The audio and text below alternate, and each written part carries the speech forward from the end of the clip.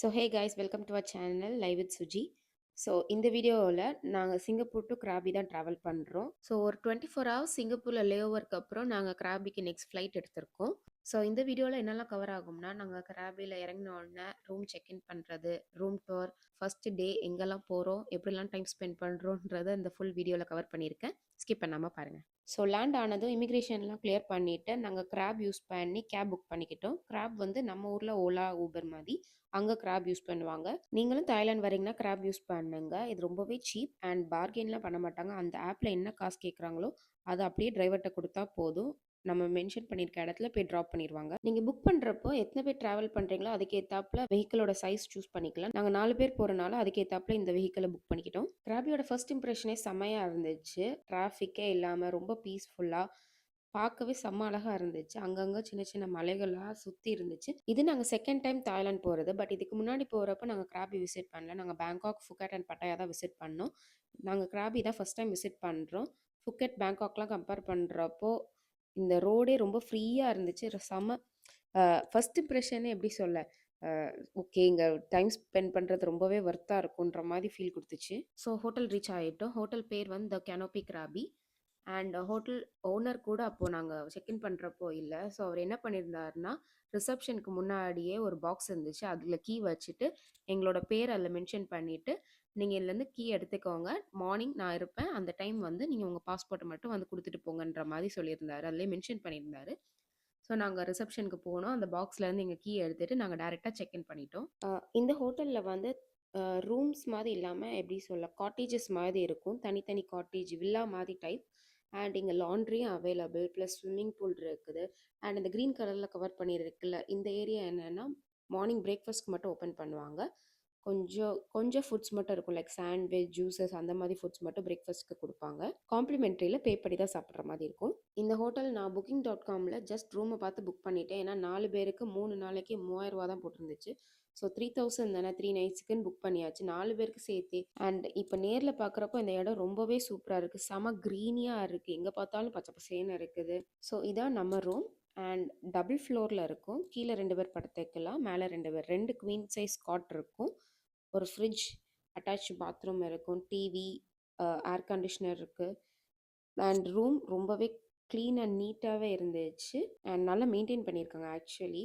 So போனோடனே எங்களுக்கு இந்த ரூம் ரொம்பவே பிடிச்சிருச்சு. பரவாயில்ல, booking.comல இந்த மாதிரி நல்ல நல்ல ரூம்ஸ்லாம் இருக்குது, அதுவும் அஃபோர்டபுள் ப்ரைஸில் இருக்க போது ரொம்பவே சூப்பராக இருந்துச்சு. ஸோ ரூம்லாம் செக்இன் பண்ணி முடிச்சதும் நாங்கள் ஈவினிங் தான் கிராபி ரீச் பண்ணனால எங்கேயும் வெளியெல்லாம் போக முடியல. ஸோ டேரெக்டாக பீச்சுக்கு தான் வந்தோம். இதுக்கு பேர் ஆனாங் பீச். இதான் கிராபியோட ஃபேமஸான பீச். அண்ட் நாங்கள் போன நேரம் இங்கே லைவ் ஃபயர் ஷோ நடந்துச்சு.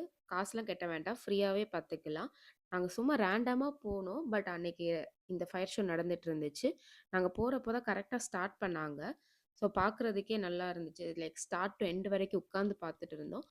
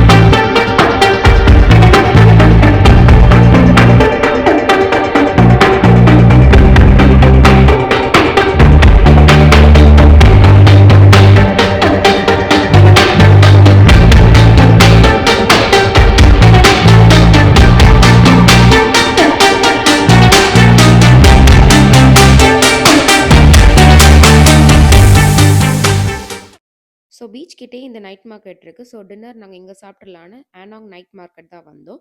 இங்கேயே ஷாப்பிங் பண்றதுக்கு நெறைய கடைகள் இருக்கும்.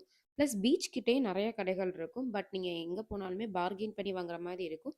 எல்லாமே ரோட் சைட் ஷாப்ஸ் தான். அதனால அங்க பார்கெயின் பண்ணா நல்லாவே குறைச்சு குடுப்பாங்க.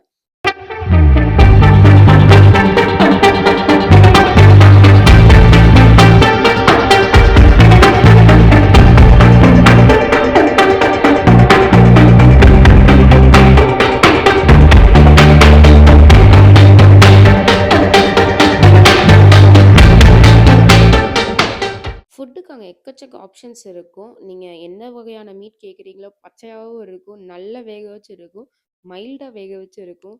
And juice varieties, fresh fruits எல்லாமே அங்க அவைலபிளா இருக்கும். அண்ட் இங்க crocodile மீட் கூட இருக்கும். முதல கறி இருந்துச்சு. அத கிரில் பண்ணி கூட வச்சிருந்தாங்க. அண்ட் நாங்க ஒரு ஸ்டிக் வாங்கி ட்ரை பண்ணி பார்த்தோம். போர்க் சாப்பிடுற மாரி தான் இருந்துச்சு அந்த முதல கறி. அந்த கடைய பார்க்குறதுக்கே அவ்வளோ அழகா இருந்துச்சு. ஏன்னா, ஒவ்வொரு முதலையோட தலையையும் வெட்டி வெட்டி அது மேல வச்சிருந்தாங்க. அண்ட் குட்டி குட்டி முதல பீசஸும் அதில மேல ஷோ பீஸ் மாரி வச்சிருந்தாங்க. அது ரொம்ப அழகா இருந்துச்சு.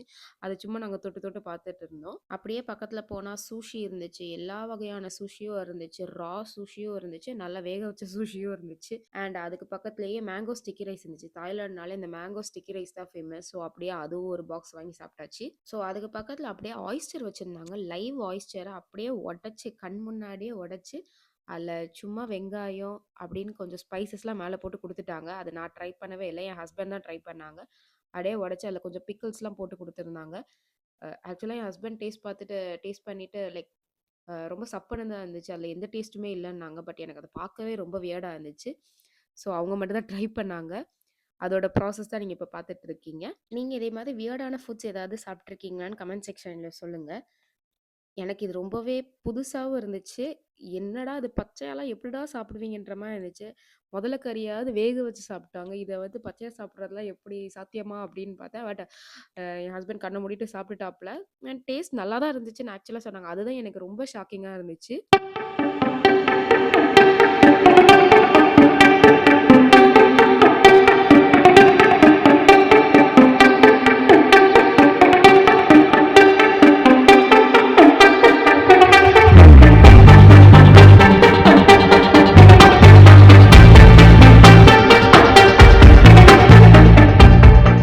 ஸோ இந்த வீடியோ இதோட முடிச்சுக்கலாம். என்னோட நெக்ஸ்ட் வீடியோல கிராபியோட மஸ்ட் விசிட் பிளேசஸ்லாம் ஆட் பண்ணியிருக்கேன்.